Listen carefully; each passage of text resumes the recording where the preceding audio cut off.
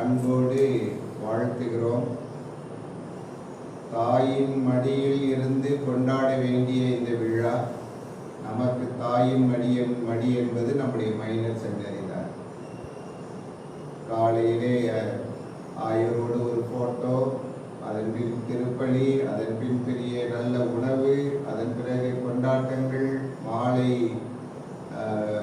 விருந்து, அதற்கு முன்னால் நடக்கின்ற நிகழ்வு, இவையெல்லாம் இன்றைக்கு கொண்டாட முடியாமல் இங்கே இருக்கிறோமே என்ற ஏக்கத்தோடு அங்கே வீட்டிலே நீங்கள் அமர்ந்து கொண்டிருப்பதை உணர முடிகிறது. இருப்பினும் டாக்டர் சாமியாரின் முயற்சியால் இப்பொழுது மீண்டும் அந்த நினைவுகளை நினைவுபடுத்தி நாம் அன்னைக்கு புகழ் சாற்றி, அன்னையை புகழ்ந்து போற்றி, அவர் வழியாக ஆண்டவனை புகழ்வதற்கு கூடியிருப்பதற்காக நாம் நன்றி சொல்லுகிறோம். இந்த நேரத்தில் நம்முடைய குருமட விழா என்பதனால் நாம் ஒருவரை ஒருவர் வாழ்த்திக் கொள்வோம். ஒருவருக்கொருவர் ஆண்டவர் செய்த நன்மைகளை நம் மனத்தில் கொண்டு வருவோம். இந்த நேரத்தில் அன்னை மரியாள்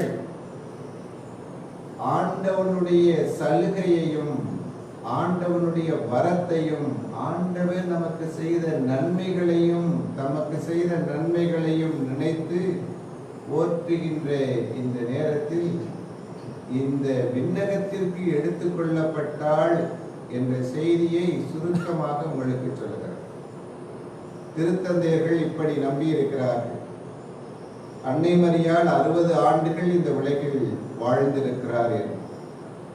14 ஆண்டுகள் அவள் குழந்தையாக, 15வது ஆண்டிலே திருமணம் முடித்தவராக, 16வது வயதிலே குழந்தையை பெற்றவராக, 33 ஆண்டுகள் இயேசுவோடு இருந்தவராக, அதற்கு பிறகு 12 ஆண்டுகள் எபேசு நகரில் வாழ்ந்ததாக நம்புகிறார்கள்.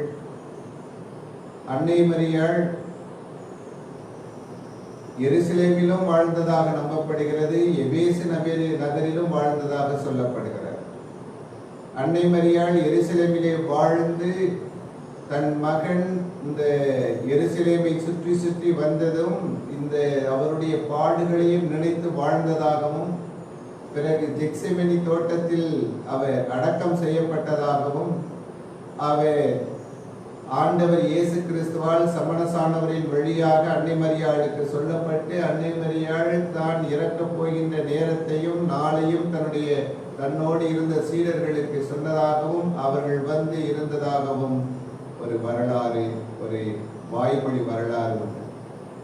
அதே சமயத்திலே எபேசு நகரில் அவர் குடியேறினார் என்றும், அங்கேதான் புனித யோவான் குடியிருந்தார் என்றும், எனவே அங்கே நைட்டிங்கேல் என்ற மலைப்பகுதியில், உயர்ந்த மலைப்பகுதியில் அங்கே உள்ள ஒரு சிறிய கல்வீட்டில் அன்னை மரியாள் வாழ்ந்தார் என்றும் குறிப்பு சொல்லப்படுகிறது. சிஸ்டர் கேத்தரின் எமரிக் என்ற ஜெர்மானிய நாட்டு புனிதை அவர் அன்னையை பற்றி கண்ட காட்சியிலே எபேசு நகரிலே தான் அவர் குடியிருந்ததாகவும் சொல்லப்பட்டிருக்கிறார்.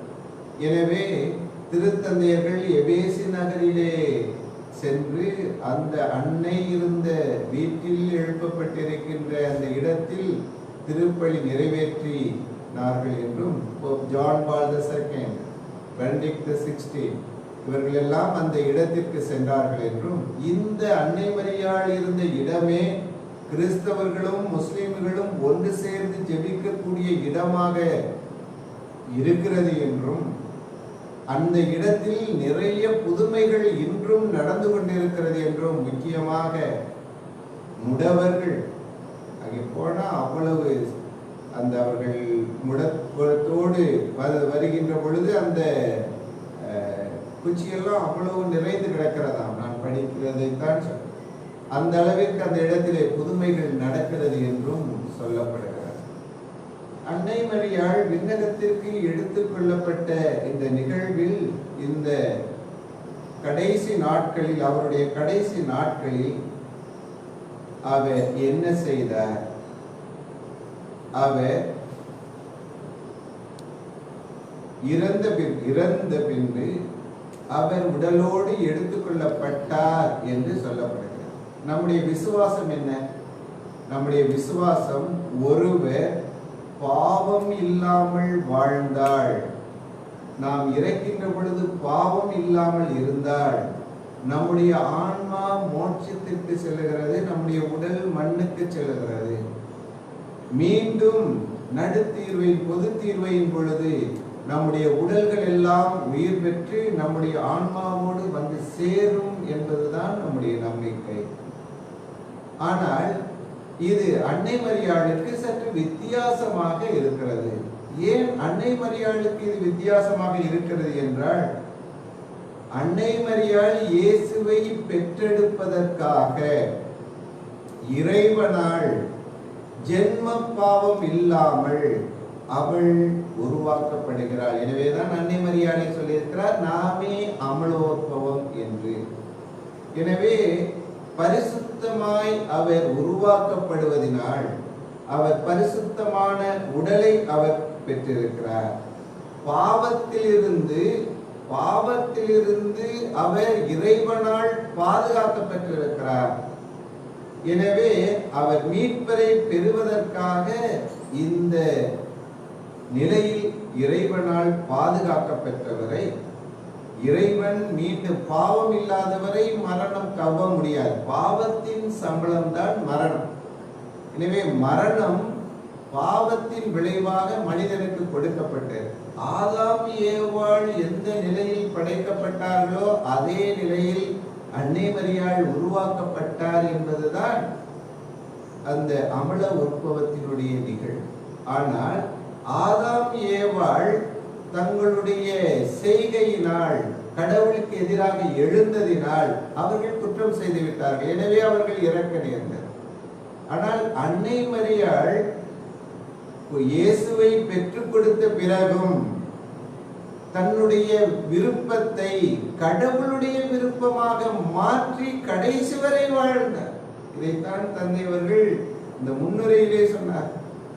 தன்னுடைய விருப்பம் முழுவதும் கடைசி வரை கடவுளுடைய விருப்பமாக மாற்றி வாழ்ந்ததினால், பாவம் அவரை அணுகாமல் அவர் காத்து கொண்டதினால், பரிசுத்தத்தினுடைய விளைவு என்ன? உடலும் ஆன்மாவும் இறைவனோடு இணைக்கப்பட வேண்டும். இதுதான் இறைவனிடம் எடுக்கப்பட வேண்டும். அப்படி என்றால் ஏன் அவர் இறந்தார் என்ற கேள்வி நமக்கு எழலாம். ஆண்டவராகிய இயேசு கிறிஸ்து இறந்து 3 நாள் கல்லறையில் இருந்து உயிர்த்தெழுந்ததை போல நம்முடைய அன்னை மரியாளும் இறந்தார். மீண்டும் இறைவனால், அன்னை மரியாளாக அல்ல, தானாக அல்ல, இறைவனால் அவர் எடுத்துக் கொள்ளப்படுகிறார். இதைத்தான் விண்ணேற்பு பெருவிழா என்று நாம் மகிழ்ச்சியோடு கொண்டாடுகிறோம். நீங்கள் புரிந்திருப்பீர்கள் என்று நினைக்கிறேன். பாவம் இல்லாததினால், பாவம் இல்லாதவன் பரிசுத்தமாய் இருப்பதினால் பரிசுத்தன் பரிசுத்தரோடு சேர வேண்டும். கடவுள்தான் பரிசுத்தர். அந்த நிகழ்வைத்தான் இறைவன் அன்னை மரியாளுக்கு கொடுத்தார். எனவே ஆண்டவரை, என் ஆன்மா ஆண்டவரை போற்றுகிறது என்று அன்னை மரியாள் இறைவனை போற்றியதைப் போல நாமும் இறைவனுக்கு நன்றி கூறுவோம். இயேசுவே சொல்லியிருக்கிறார், என் பொருட்டு கொஞ்சம் தண்ணீர் குடிக்க கொடுத்தா போதும் அவனுக்குரிய வெகுமதியை கொடுப்பேன்னு சொன்ன கடவுள் அன்னை மரியாள் இவ்வளவு நாட்கள் தன்னுடைய மகனுக்காக, இந்த உலகத்திற்காக வாசு மறுவின்றி வாழ்ந்ததற்கு அதற்குரிய பரிசை கொடுத்திருப்பார் அல்லவா? எனவே நாம் சிந்திக்க வேண்டும்.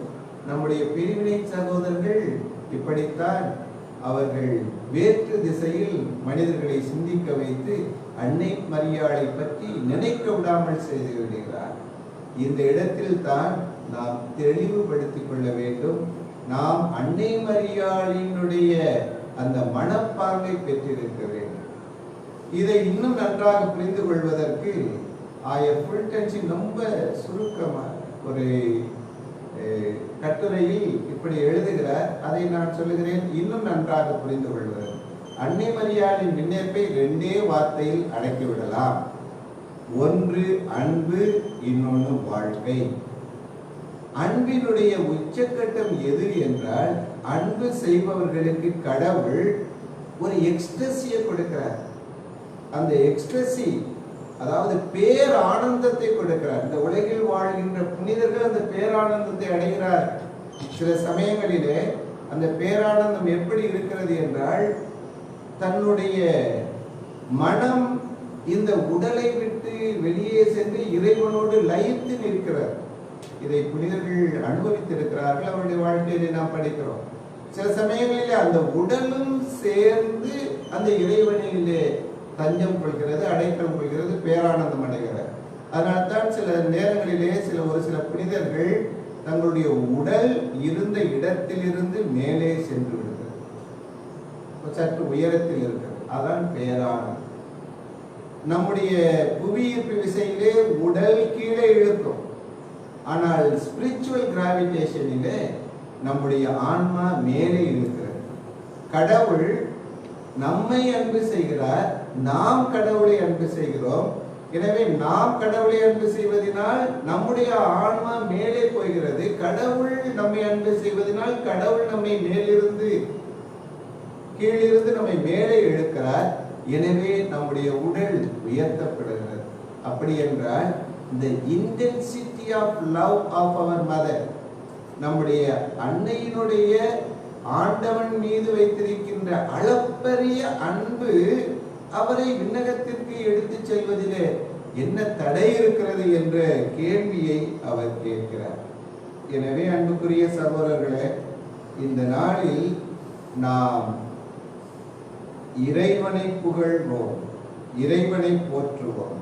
ஏனென்றால் ஆன்மா எங்கே செல்லுகிறதோ அங்கே உடலும் பின்பற்றி இருக்கிறது அன்னை மரியாளை பொறுத்தளவு. எனவே அவர் விண்ணுலகில் தன்னுடைய அன்பு மகனோடு இருக்கிறார் என்பதை நினைத்து நாம் மகிழ்ச்சி கொள்வோம். இரண்டாவதாக அவர் சொல்லுகிறார், அன்னை மரியாளுடைய வாழ்க்கை. வாழ்வு என்பது நம்மை எல்லாம் இணைக்கக்கூடியது, சாவு என்பது நம்மை பிரிக்கக்கூடியது. இந்த வாழ்வு நம்மை எல்லாம் இயேசு கிறிஸ்துவோடு இணைக்கிறது. இதிலிருந்து நாம் கற்றுக்கொள்ள வேண்டிய பாடங்கள் நிறைய இருக்கிறது. அன்னை மரியாள் தன்னுடைய வாழ்க்கையில் தன்னுடைய தூய்மையை கடைசி வரை காத்தாள். பேராயர் சொல்லுகிற பொழுது இரண்டு விதமான தூய்மையை சொல்கிறார், physical purity and mental purity. நாம் எல்லாம் சகோதரர்கள், இயேசுவுக்காக அர்ப்பணித்து வாழ்பவர்கள். இதை நாம் இயேசு கிறிஸ்துவை கையிலே எடுக்க செல்பவர்கள். எனவே இந்த நிகழ்வை நம்முடைய மனதிலே எடுத்துக் கொள்ள வேண்டும். என்ன பிசிக்கல் பியூரிட்டி?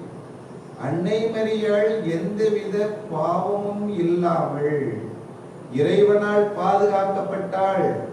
அது ஒன்று. இன்னொன்று, தன்னுடைய விருப்பத்தை இறைவனுடைய விருப்பமாக அதை மாற்றி பாவம் எதுவும் தன்னுடைய உடலை அணுகாதவாறு கடைசி வரை காத்தார். இதுதான் பிசிக்கல் பியூரிட்டி. அன்புக்குரிய சகோதரர்களே, இதை கடைசி வரை வாழ்ந்ததினால் அன்னை மரியாள் தன்னுடைய உடலிலே அந்த தூய்மையான நிலையை கொடுக்கிறது. பற்றும் பாசமும் இருக்கின்ற பொழுதுதான் உலகம் நம்மை கீழே இழுக்கும். நாம் அதை விட்டு மேலே செல்கின்ற பொழுது நாம் அந்த உடலில் தூய்மையை நாம் பெற வேண்டும். நாம் ஜென்ம பாவத்தில் உதித்தாலும் நாம் ஞான ஸ்நானத்தினால் கழுவப்பட்டிருக்கிறோம். ஆனால் அன்னை மரியாளுக்கும் இருந்த வாய்ப்பு நமக்கும் கொடுக்கப்படுகிறது. அன்னை மரியாள் அந்த சூழ்நிலைகளை எல்லாம் இறைவனுக்கே என்று மாற்றியதினால் அவருடைய பிள்ளைகளாகிய நாமும் என்னுடைய சூழ்நிலைகளை இறைவனுக்கே என்று மாற்றி வாழுகின்ற பொழுது நாமும் இந்த உடலில் தூய்மையாக இருக்கிறோம். அன்னை மரியாள் நற்கருணை பேழை, முதல் வாசகத்திலிருந்து வாசிக்கப்பட்டது உடன்படிக்கையின் பேழை. உடன்படிக்கையின் பேழையில் ஆண்டவர் இருந்தார். அன்னை மரியாள் தன்னுடைய உடல் என்ற பேழையில் ஆண்டவர் இயேசு கிறிஸ்துவை பெற்றார். எனவே அந்த தன்னுடைய பேழையில் ஆண்டவர் இயேசு கிறிஸ்துவை பெற்றதினால் அதை தூய்மையாக இருந்தார். எனவே அந்த தூய்மையை கடைசி வரை காத்தார். எனவே வாழ்க்கையில் உடலில் தூய்மை, நாமும் ஆண்டவர் இயேசு கிறிஸ்துவை நீங்கள் குருக்களாகின்ற பொழுது அந்த இயேசுவை கையிலே பெற போகிறோம். இப்பொழுது நன்மை வாங்குகின்ற பொழுது நம்முடைய நாவிலே நன்மையை பெறுகிறோம். புனித சின்னப்பன் நமக்கு அதைத்தான் சொல்லுகிறார். நீங்கள் உங்களுடைய உடல் பரிசுத்த ஆவியினுடைய ஆலயம் என்பதை நீங்கள் உணர்வீர்களா என்று கேட்கிறார். எனவே இதை நாம் உணர்ந்து வாழும். இரண்டாவதாக மென்டல் பியூரிட்டி. என்ன மென்டல் பியூரிட்டி? நாம் உடலளவில் பரிசுத்தமாய் இருப்பதும் மனத்தளவில் பரிசுத்தமாய் இருப்பதும் மிகவும் முக்கியம். ஏனென்றால் நமக்கு வருவதெல்லாம், செய்திகள் வருவதெல்லாம் நம்முடைய கண்களினால் நமக்கு மனத்தை பாதிக்கக்கூடிய, இந்த மனத்தில் தான் நம்முடைய குற்றங்கள் மீறுகிறது, நல்லதும் மீறுகிறது. எதை பார்க்கிறோமோ, எதை படிக்கிறோமோ அதுவாகவே நாம் இருக்கிறோம். எனவேதான் நமக்கு வருபவை நல்லவைகளாக இருக்க வேண்டும். அன்னை மரியாள் தொடக்கத்திலிருந்தே அதை தெளிவாக பெற்றிருந்தாள். தன்னுடைய நடப்பதெல்லாம் நன்மைக்கு, எல்லாவற்றையும் தன்னுடைய உள்ளத்திலே வைத்து அவள் சிந்தித்துக் கொண்டிருந்தாள். எதை சிந்தித்துக் கொண்டிருந்தாள்? இறைவன் செய்கின்ற மாபெரும் அற்புத செயல்களை நினைத்து, இறைவனை தன்னுடைய உள்ளத்திலே நினைத்து, மனத்திலே சிந்தித்து, இறைவனை புகழ்ந்து கொண்டே இருந்தாள்.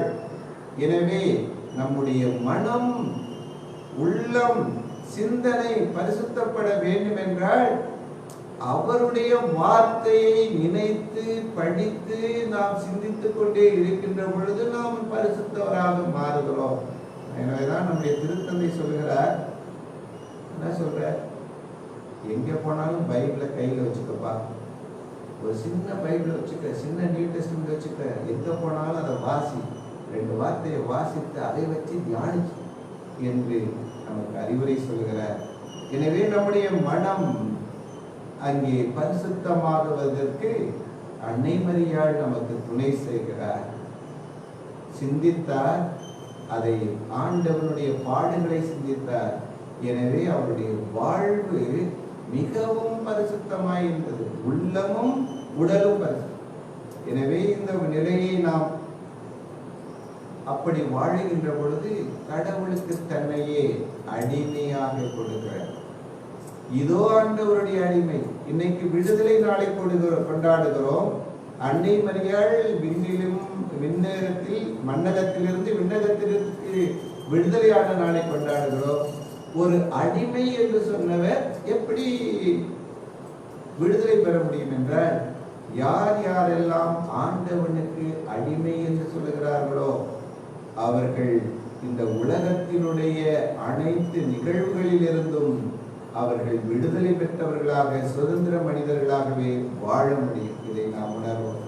இதை நம்முடைய அன்றாட வாழ்க்கையிலே நாம், நம்முடைய சிறு சிறு செயல்களிலே நாம் இதை உணர்ந்து பார்ப்போம். இறைவனிடமே நம்மை ஒப்படைப்போம். ஆண்டவரே, நான் உடைய அடிமையாக நான் இருக்கிறேன். ஆண்டவரே, என்னையே நான் முழுவதும் ஒப்பு கிடக்கிறேன். சில சமயங்களிலே நாம் செய்கின்ற வேலைகள், நான் கூட சொல்றேன், இங்கதான் கோயில் இருக்கு சில சமயங்கள்ல, ஆனால் நற்கருணை சந்திப்பே ஒரு சில நாட்களில் மறந்து விடுகிறேன். எனக்கு வேலை இருக்கு, அதை தயார் பண்ணணும், இதை தயார் பண்ணணும்னு சொல்லிட்டு. ஆனால் இந்த வேலைகளையும் ஆண்டவனை சந்திப்பதையும் ஆண்டவனோடு லயித்து நிற்பதையும் நம்முடைய அன்றாட வேலையாக, நம்முடைய கடமையாக மாற்றிவிட்டாள். தன் நாமம் கெட்டாள், தன்னை மறந்தாள், தன்னையே இறைவனுக்கு கொடுத்தாள் என்று ஒரு தமிழ் புலவர் பாடுவதைப் போல, நாமும் நம்முடைய வேலைகளில் இறைவனை உணர்வதற்குரிய அந்த ஒரு பாங்கை கற்றுக்கொண்டோம் என்றால் நாமும் விடுதலை பெற்றவர்களாக, சுதந்திர பிள்ளைகளாக, அன்னையினுடைய பிள்ளைகளாக நம்மால் மாறும். ஒரு பெண்மணி, அன்னை மரியா, உலகத்திலேயே மிகவும் powerful lady, most powerful lady in the world, உலகத்திலேயே மிகவும் சக்தி வாய்ந்த பெண்மணி யார் என்று ஆராய்ச்சி செய்து 2015 டிசம்பர் மாதம் நேஷனல் ஜியாகிரபி என்ற ஒரு புத்தகத்திலே டிசம்பர் மாதம் வெளியிட்டிருக்கிறார். உலகத்திலேயே மிகவும் வலிமை வாய்ந்த பெண் அன்னை மரியாள் என்று கிபி 40ஆம் ஆண்டிலிருந்து 2000 ஆண்டு வரை இந்த ஆராய்ச்சி செய்திருக்கிறார். அன்னை மரியாள் தோன்றிய பல இடங்களுக்கு அந்த பெண்மணி பயணம் செய்திருக்கிறார். பயணம் செய்து அங்கே இருக்கிறவர்களை பார்த்து சந்தித்து பேசி இருக்கிறார்.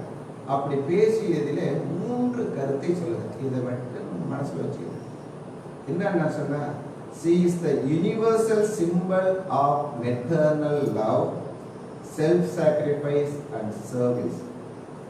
Universal symbol of maternal love. நம்ம எல்லாம் உலக மக்களை எல்லாம் இந்த விண்ணகத்திற்கு எடுத்துக்கொள்ளப்பட்ட இந்த நாளில் நம்ம எல்லாம் தன்னுடைய தாயினுடைய பார்வை கொண்டு நம்மை பார்க்கிறார் என்று சொல்லுகிறார்.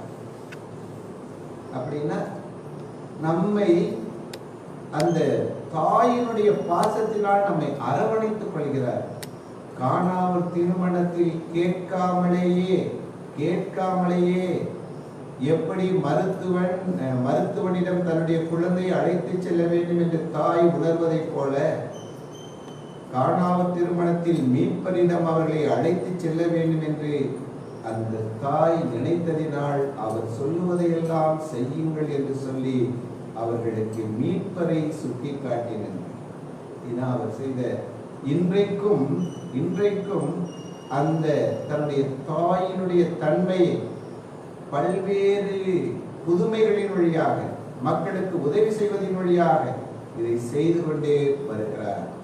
இரண்டாவதாக அவர் சொல்லுகிறார், accessible link to the supernatural அப்படின்னு சொல்றார். accessible link to the supernatural. என்ன accessible linkனா தெரியும். இப்ப நீங்க எல்லாம் டிவி பார்த்துக்கிட்டு இதுல பார்த்துக்கிட்டு இருப்பீங்க. இப்படி பார்த்துக்கிட்டு இருக்கிற சில சமயங்கள்ல ஒளிபரப்பு திடீர்னு கட் ஆயிடும். சுத்திக்கிட்டே லிங்க் கிடைக்கல நீங்க சொல்லிக்கிட்டு இருப்பீங்க. திடீரென்று லிங்க் கிடைக்கும். ஸோ லிங்க், நாங்கள் பேசுவது, திருப்பலி நிறைவேற்றுவது உங்களுக்கு லிங்க் தொடர்ச்சியாக கிடைத்தால் அன்னை மரியாள் இயேசுவோடு தொடர்பு கொள்வதற்குரிய தொடர்ச்சியான லிங்காக அவர் இருக்கார். எப்படி இப்படி இன்னொரு இடத்துல சொல்ற என்னன்னா, சாத்தான் நம்மளை பார்த்து சொல்லுவானா, நம்ம எல்லாம் தவறுறப்ப நீ விழுந்துட்ட, நீ பாவம் செஞ்சுட்ட, நீ முதல்ல தூண்டிட்டு அம்மா எச்சரிப்பாங்க, தம்பி இது நல்லது இல்லை, தம்பி இது நல்லது இல்லை, போகாத அப்படின்னு சொல்லி மனசாட்சி வழியாக பேசுவாங்க. ஆனா சாத்தான் இது நல்லது நீ செய்ய அப்படின்னு தூண்டிக்கிட்டே இருப்பான். ஆனால் தவறு செய்தவுடன் சாத்தான் என்ன செய்வான், போட்டுட்டு ஓடிப்படும். உனக்கு அவ்வளவுதான், உன் வாழ்க்கை முடிஞ்சிச்சு, உன்னால எழுந்து வர முடியாது, எல்லாம் முடிஞ்சிச்சு அப்படின்னு. ஆனால் அன்னை மரியாள் தன்னுடைய அன்பு மகனை காட்டி, இங்க பாரு, அவன் மகன் இருக்கிறான், கல்வாரியில உனக்காக அவன் இறந்தான், மீண்டும் அவனோடு தொடர்புகள் என்று விசிபிள் அக்சசிபிள் லிங்காக நமக்கு இருக்கிறான். எவ்வளவு சந்தோஷமான காரியம் பாரு. இதைத்தான் நமக்கு அன்னை மரியாள் நமக்கு ஒவ்வொரு முறையும் கிடைக்கிறார். மகனை எத்தனை பேர் நம்முடைய திருத்தந்தையை சொல்ல, ஒவ்வொரு நாளைக்கு 3 அருளிந்த முறையை சொல்லு, ஒவ்வொரு நாளும் 3 அருளிந்த முறையை சொல்லு, அதனுடைய வித்தியாசத்தினுடைய வாழ்க்கையை பார்ப்பாய் அப்படின்னு சொல்லி நமக்கு இந்த காலத்திலே கொடுத்த உரைகளிலே ஒன்றிலே சொல்லுகிறார். எனவே அவர் நமக்கு தொடர்பாளராக, இயேசுவோடு தொடர்படுத்துகிறவராக நமக்கு இருக்கிறார். மூன்றாவதாக அவருடைய ஆடை நமக்கு அடைக்கலமும் பாதுகாவலுமாய் இருக்கிறது என்கிறார்.